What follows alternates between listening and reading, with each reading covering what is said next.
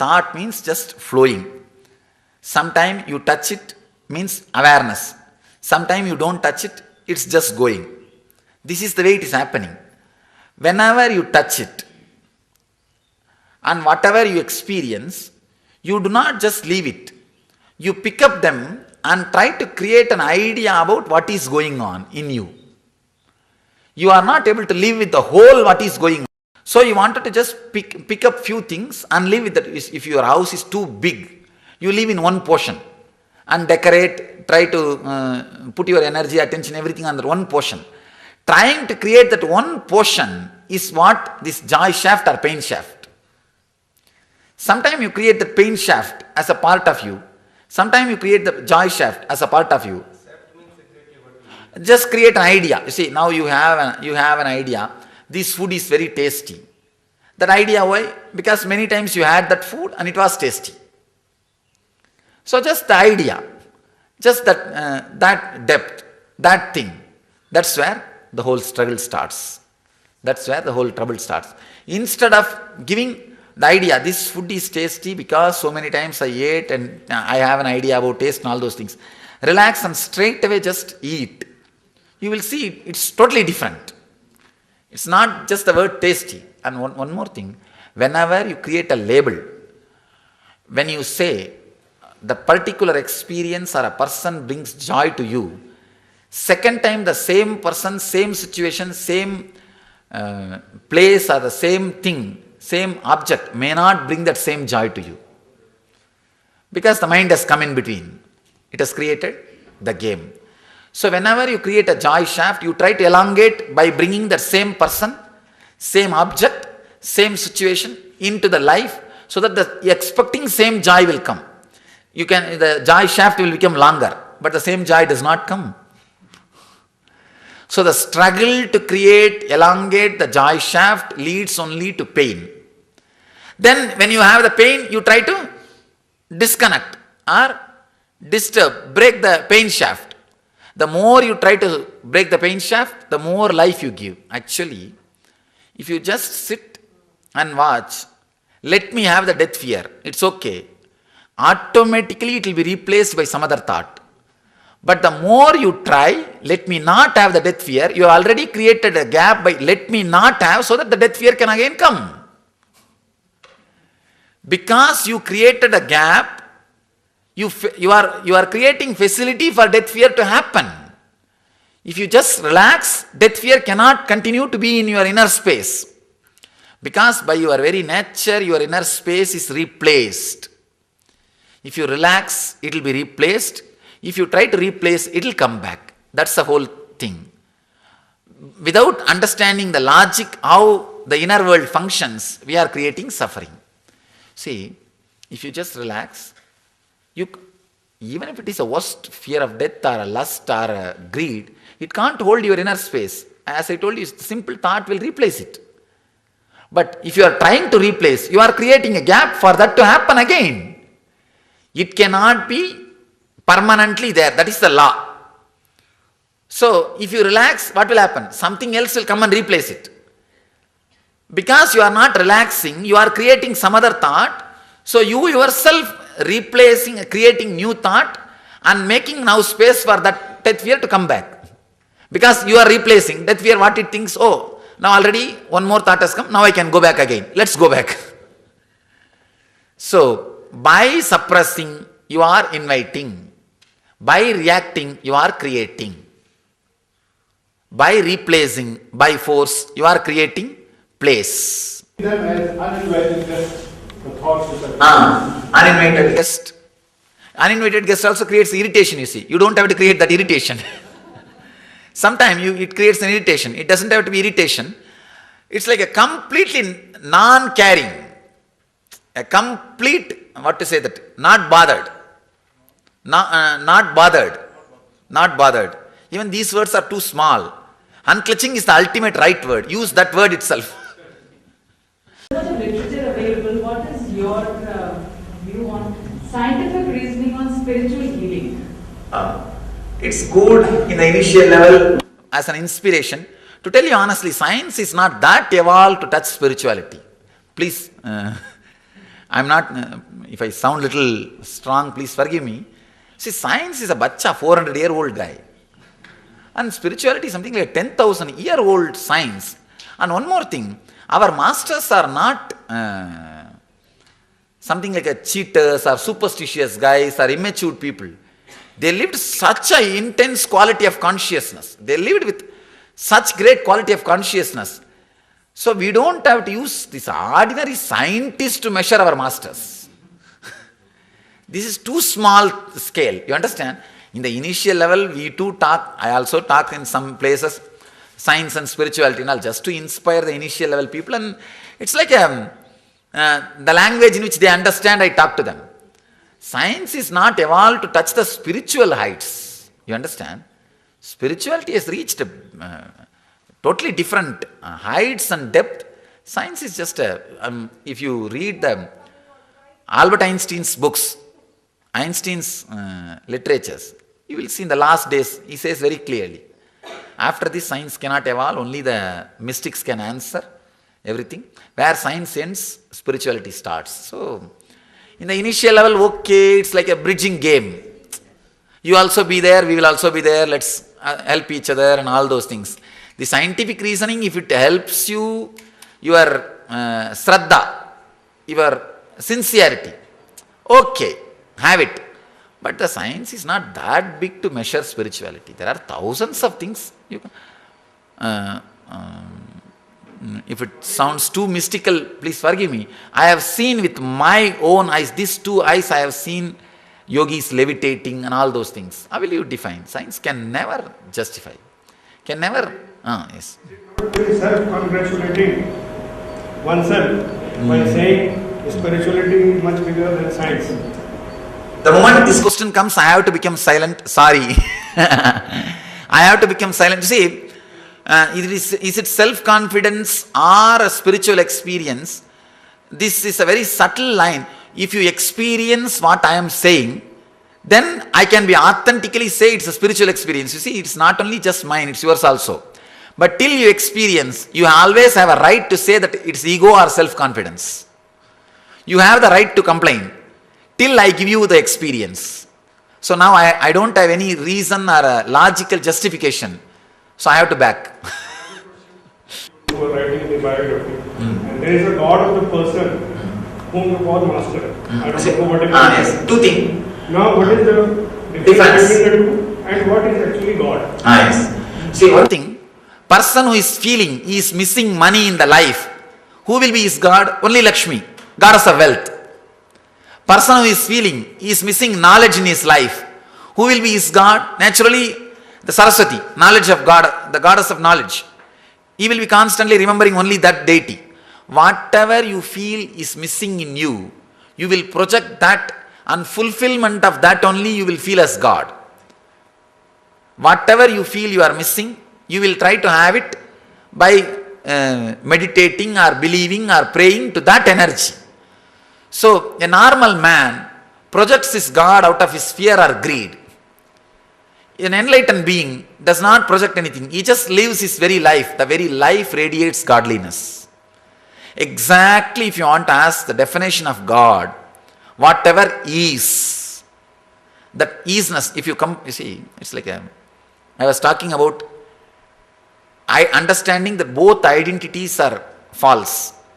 Identity which you are trying to project to the outer world, the identity which you carry in you as you, both are lies. The moment you understand this and relax, what great inner healing happens. See, the moment somebody convinces you clearly, inspires you and says, you don't have to prove yourself to the world, or you don't have to prove yourself to yourself, what tremendous relaxation happens. What tremendous rest happens. Tremendous feeling of relaxation. That inner healing, I call God. Inner healing or tremendous feeling of relaxation. For ordinary person, I have personally seen, even old ladies going to the temples, they get similar feeling, which by one clutching. Then surely they have evolved. Their devotion has evolved. Following rituals also, they are approaching to the same same level. Yes. And See. by following this part of unclutching and with consciousness, we are reaching to the same. Yes. Both are reaching. See, both can reach the same goal. It takes little time. That's all. You see. Buddha is also reaching there. No doubt at all. What is the difference? There is no doubt. One thing. You see, I am not against ritual. If you come to our ashram, you will see the amount of ritual goes on there. I am a person. Wherever it is possible, I erect temples and every day continuously rituals goes on. I am not against rituals, or I am not against these basic traditions. Maybe I may not accept this statement. See, I am not against rituals. No, I am not against rituals. Usually, I am a great supporter of rituals, and I myself perform in a mass scale, like 1,008 Homaguntas we place and do. And something like this Shivratri, if you come, 12 hours continuously rituals will be there in the ashram. March 6th whole night. So all these things are okay. But I don't say it is the easiest way. I can say if it inspires you to go to the higher level, it is easiest way. But sometimes it just perspires, not inspires. In that level, it's danger. See, who teaches you ritual is the main thing. With what understanding you do the ritual is the main thing.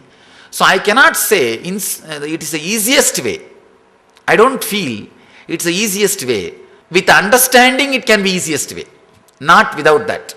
So when you say that a few ladies reaching the same level, I can say by and by, the understanding would have been added to their being.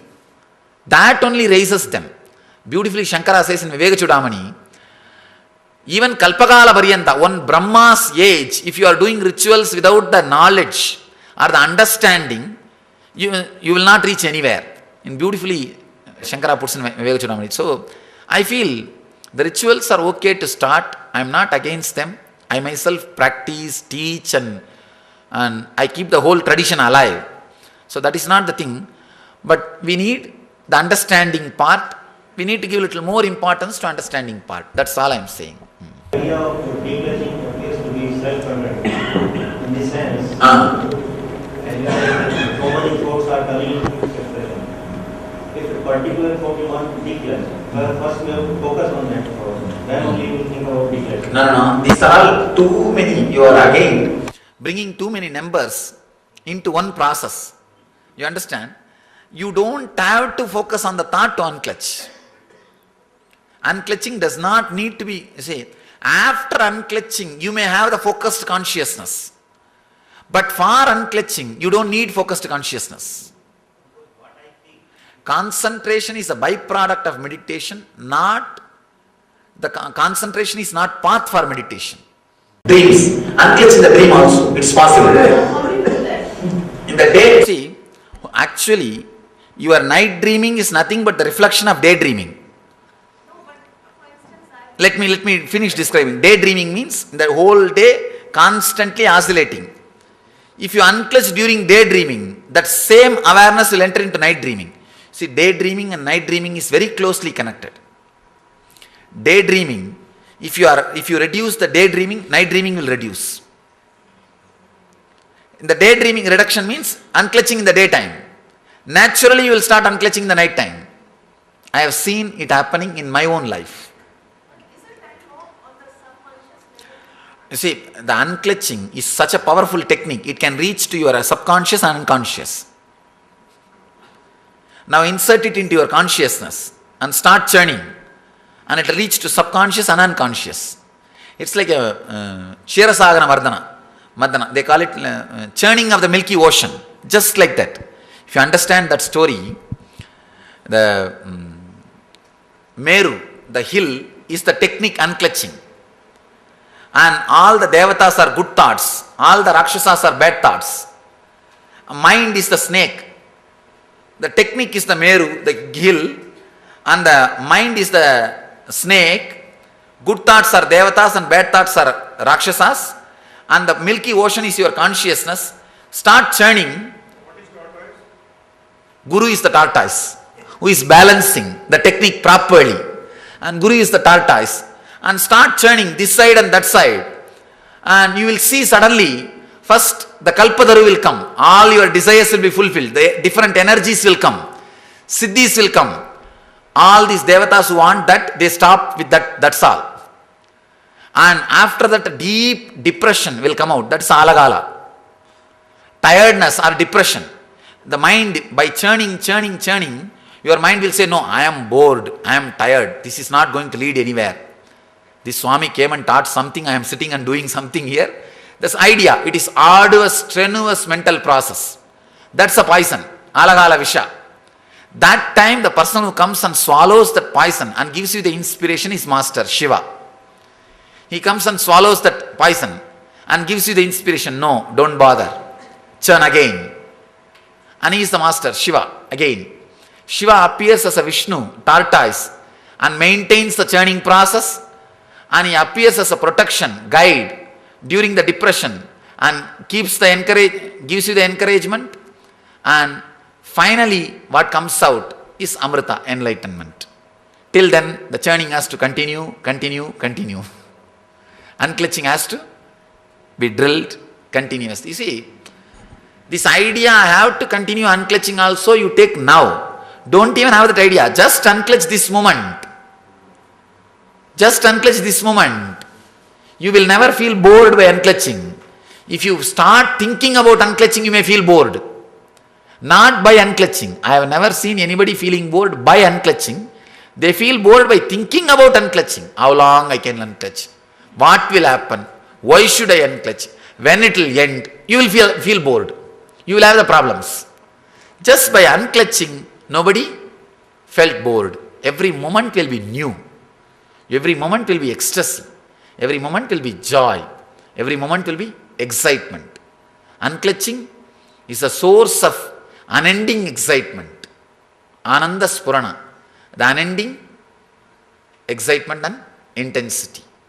Without mind, how do you think the great advances of science and technology take place? Like all great advances and breakthroughs happen only when the gap between the mind happened.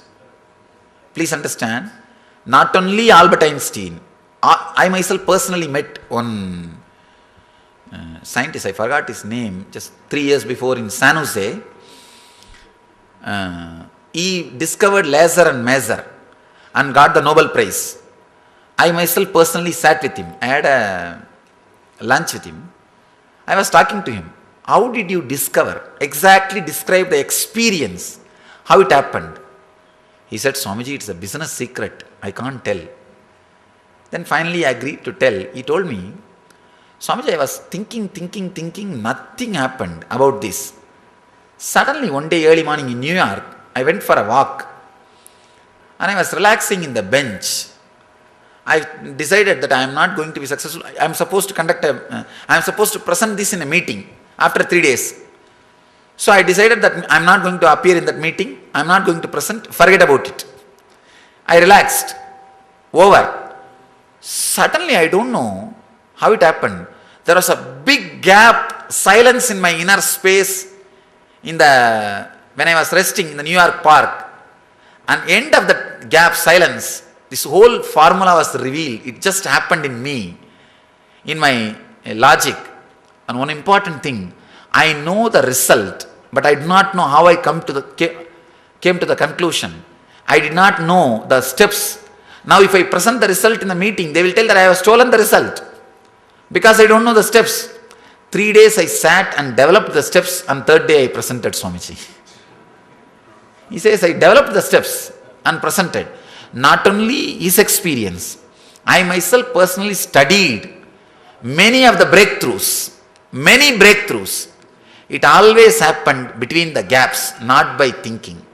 One thing, our masters have put all their attention and energy in the inner science. They did not bother about the outer world. See, they did not bother to build dams and bridges, but they bothered to build huge temples. To tell you honestly, surely if we did not build temples and build the dams and infrastructure and airports and dams, and we put the energy in the outer things, the way in which the West has spent the energy, we would have excelled much better. You see, please understand, do not measure India with the Western standards. They abuse us by constantly measuring us with their standard. Just see the depression rate, crime rate. See the depression rate.